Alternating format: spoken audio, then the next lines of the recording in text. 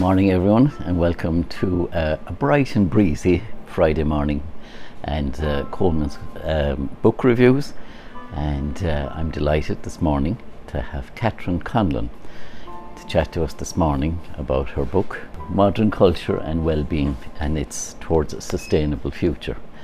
I think in the world we live in today, and particularly in light of what's happened in the last number of months with COVID-19, I think it's been a terrible thing, but also in a way I think it's given an awful lot of us an opportunity to step back from what is a very stressful life for a lot of us. We tend to not have enough time to think about what's going on in our lives, and I think this book is very apt for the time we're in at the moment, because I think a lot of us have had the time to step back and maybe reflect on our lives and our lifestyles and the way we're going about, the way we live, and also I suppose reflect on the future of ourselves and the planet in which we live. So I'm delighted that Catherine is here this morning, and I was actually just saying to her, I had a quick look at it last night, and I was struck at actually how practical this book is.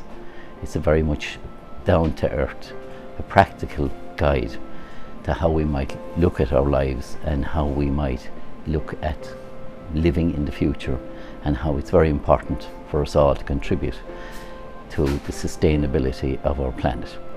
Okay, before we start, a couple of comments, and again a big thank you to Jane Landy from last week. Wonderful, her reading of her story The Whinger Granger, and gotten a great reaction. Just a couple of comments from last week. Caroline Waters, a wonderful book. Jane, congratulations. Anne Quinn Dunn, excellent Jane, well done. Marie Hogan Redbund, brilliant, you should be on television. And last one then, Clodagh Turley, oh how lovely Jane, well done you. Alright, so a big thanks again to Jane, she did a wonderful job. So Catherine, good morning and welcome. Without further ado, I think I've done my bit in terms of an introduction, so as they say, the floor is all yours. Okay, thank you. Well, thank you for having me here this morning. Just maybe to say very briefly where I come from. First of all, I'm a Dub, born and bred, with 6 siblings. 4 of them are doctors. I came to Cork to finish my medical training in general practice and moved into public health, teaching in UCC for the last 20 years, in the HSE with the COVID epidemic for the last number of months, and also working in safe food, mainly with diet and nutrition and this epidemic of obesity. So I've always been interested in writing around themes, particularly of happiness, and in recent years I've had a major interest in the modern culture and well-being and how that is potentially impacting on the sustainability of our planet. And I suppose just to bring that back a little bit, I came from, as I say, a Dub, but spent summers in a small farm on the west coast of Ireland in County Clare. Grew up with hand milking cows, feeding chickens, bringing cows in from the field, and most of all I remember standing on top of haystacks and pitching hay as the sun went down, and bringing in vegetables from the haggart in the back field. So that was a way of life that was harsh, and it was demanding in many ways, but in other ways everything was in place. Communities were coming together, and it seemed to me anyway as a young child that things were in place as they should be, respecting and harmonising with our natural environment and with our community. And it's in recent years that I hark back to those years thinking, have we lost all that? Is it gone? Are there some aspects of that we should be looking at and bringing into our modern day? And I suppose just to say that everything about the way we live isn't bad. Obviously, lots of things are very good. Life expectancy is much better than it was 20, 30, 50 years ago. Apart from the current pandemic, we're dealing with infectious disease very well. We remember the days where TB was wiping out families, measles was a huge problem, diphtheria, polio, these are all gone. And the social constraints that we lived in those days, particularly under the Catholic Church, a lot of that is gone, and a lot of that is good that it's gone. But in other ways, there are huge problems with modern culture, particularly in terms of mental health for our young people, in terms of our diet, the way it's cheap and ever available, full of fat and sugar, in terms of addiction problems, and then of course in terms of sustainability and the way that we know that temperatures are getting hotter and the biodiversity is collapsing. So I wanted to investigate some of these themes in my book and to get some of the leaders in these areas in an Irish context looking at the problems and potentially the practical solutions to coming out of some of these problems. And so, for instance, in terms of mental health, some would say that currently we have one of the worst forms of parenting, that we have constant physical presence of parents from the morning children get up until the morning they go until they go to bed, and yet kind of maybe less emotional contact in terms of the constant availability of screens. So in the old days, again, you were sent out the door and you were told to come back when it was dark or come back for your dinner.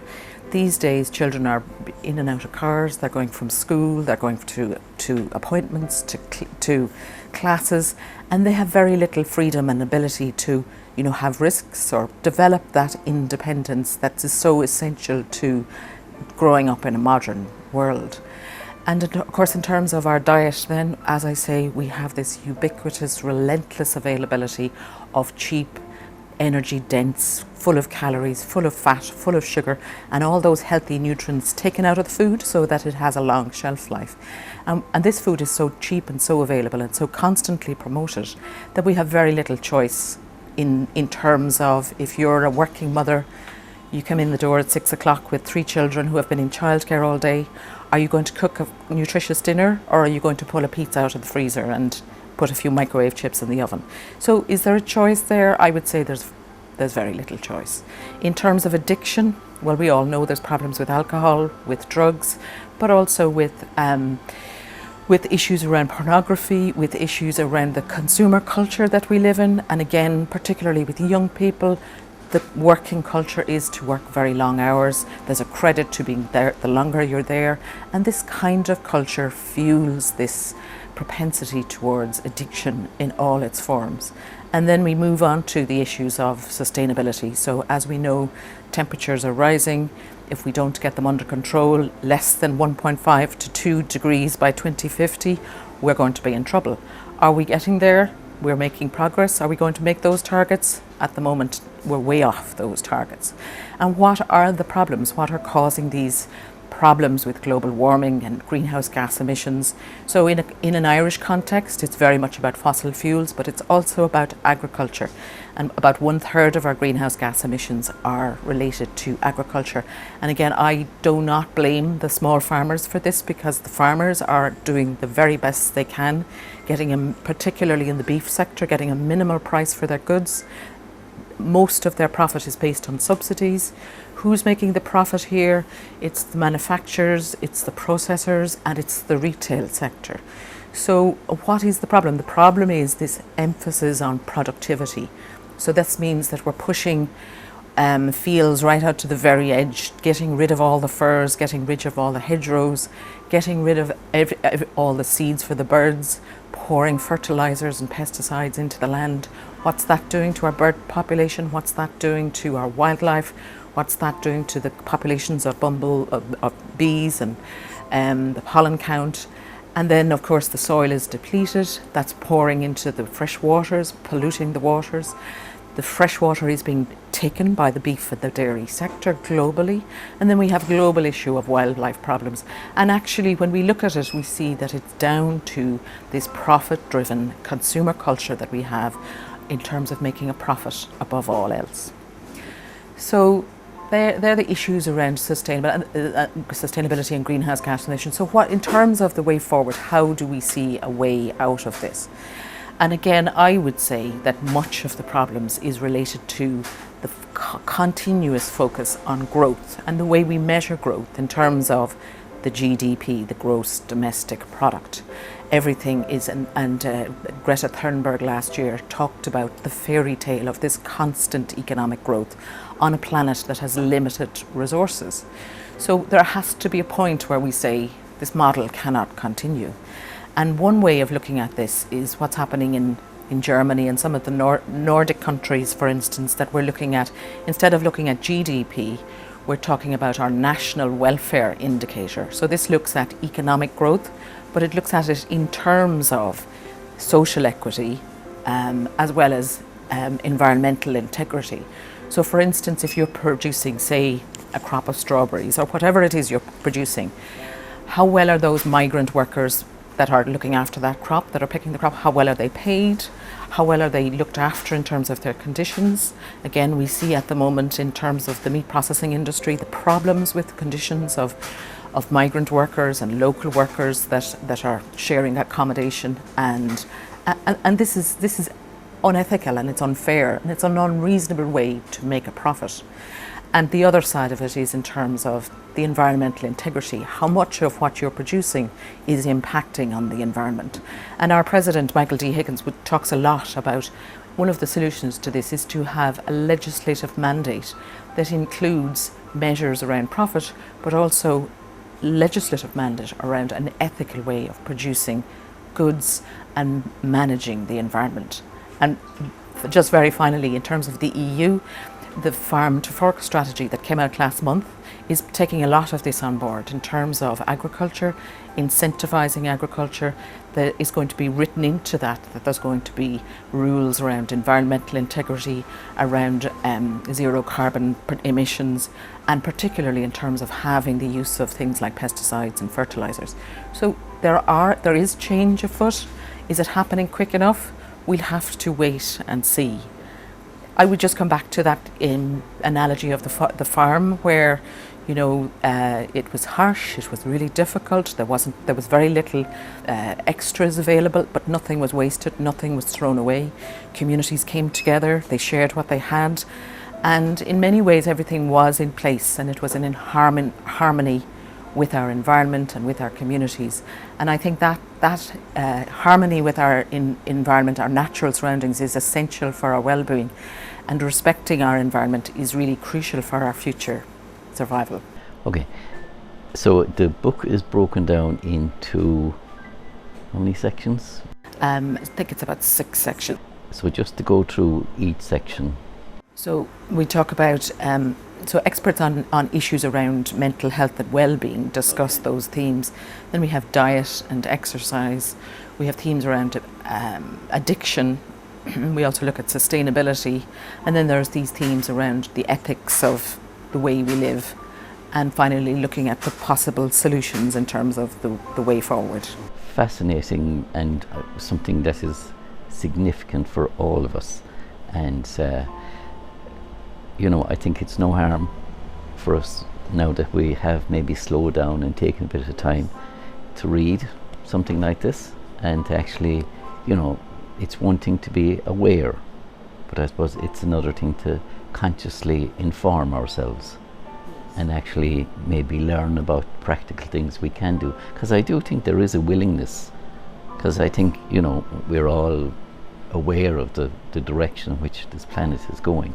But I think a lot of people are foundering for practical ideas of how we can, and it is amazing, the ideas, the simple ideas that are out there, I do think there is a willingness locally, a huge willingness, but I do think there is a requirement to kind of bring that into a sustainable way forward. For instance, if you're talking about giving incentives to, for instance, say farmers to produce horticulture, to produce plants instead of meat, and that there's incentives for those produce to be for local producers to come together in a way that they can sell local produce over, the big supermarket which is importing broccoli from Guatemala. There has to be basic, simple solutions to incentivizing the production of local products that are sustainable in a kind of a local community setting. Thank you very much. That was very enlightening and very informative, and thank you very much. So folks, a taste of what is a very practical guide to what hopefully will be our sustainable future. So thank you very much, Catherine. Thanks for coming in this morning. And so it's Modern Culture and Wellbeing Towards a Sustainable Future, and needless to say, the book will be on sale in Quirks, and definitely well worth taking the time to give this a read. Maybe change the way a lot of us live and the way we go about our lives. Thank you very much for tuning in. Oh, and by the way, apologies to Angela Kane. I'm 2 weeks behind Angela, my apologies. So it'll be Angela Kane next Friday. I'd like to wish Carl Heaton, a regular customer in the shop. He actually was here one Friday morning with me and he reviewed The Sympathizer. So Carl is actually going to do reviews himself, 2 books a week. So he'll actually be reading from books and also doing reviews on them. So I know that Carol is beginning with The Room Where It Happened, John Bolton. That was the guy, Trump's security advisor, and his insight into what is happening within the Trump administration. There's so many books written on that man. Another leader who is responsible for many books is Putin's People. So Carl will be reviewing this book as well. Very interesting that he's taken 2 of the more significant world leaders at the moment, and it's an insight into Putin's world. So just to wish Carl well with that, and again, we'll see you next week. All right, bye bye.